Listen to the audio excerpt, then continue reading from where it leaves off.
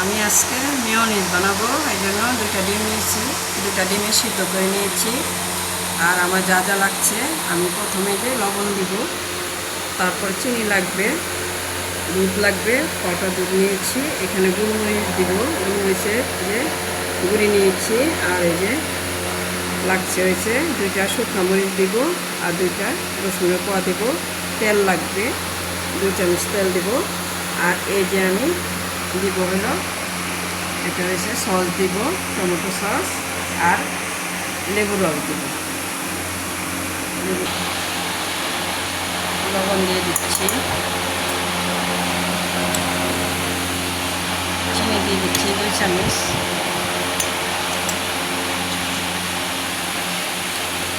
গুঁড়া দুধ দিয়ে দিচ্ছি 2 চামচ। আর এটা কিন্তু গোলমরিচের গুঁড়ি নিয়েছি, যে দিয়েছি 2টা রসুনের কোয়া দিয়েছি, শুকনো মরিচ দিয়েছি 2টা। আর এখানে কিন্তু 2 চামচের মতোই আমি তেল নিয়েছি, দিয়ে দিলাম।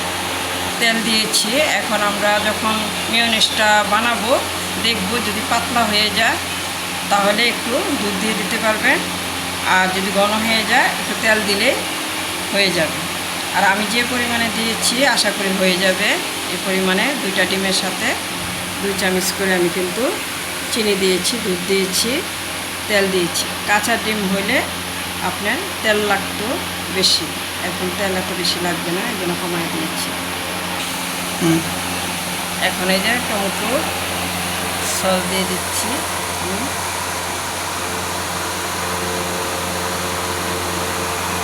আর লেবুর রস দিয়ে দিচ্ছি। এখন এটা ব্লেন্ড